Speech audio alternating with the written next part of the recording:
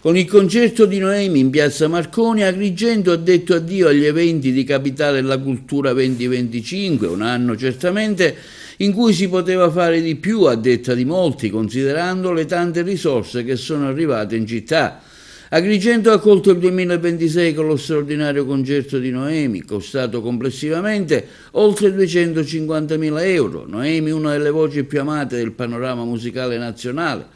L'artista si è esibita al pubblico di piazza Marconi con la sua voce unica e inconfondibile. Oltre 6.000 le presenze registrate nel corso dell'evento, a detta del sindaco Miccichè. Ad aprire la serata sono stati Dixit, giovane e apprezzata band agrigentina, vincitrice dell'edizione 2025 del Cantagiro. Ha chiuso l'evento invece il DJ set di Radio Time 90, che ha trasformato la piazza in una vera e propria pista da ballo a cielo aperto, coinvolgendo le tante persone accorse per festeggiare l'arrivo del nuovo anno. Il sindaco di Agrigento Miccichè continua nella sua nota una serata che ha superato ogni aspettativa in termini di partecipazione, frutto di un lavoro condiviso, fatto di impegno e collaborazione. Vedere la città animarsi e accogliere migliaia di persone è stato straordinario.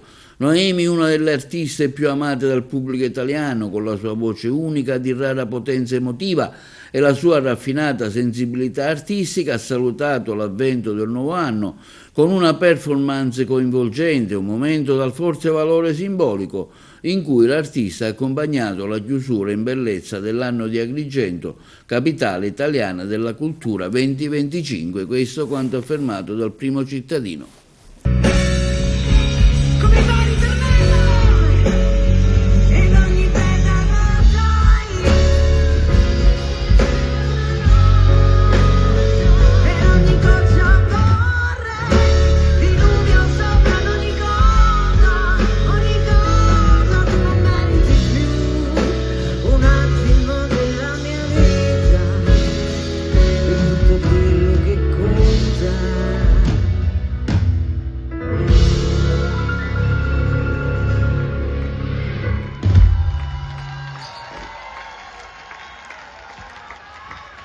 Sei la mia impronta sulle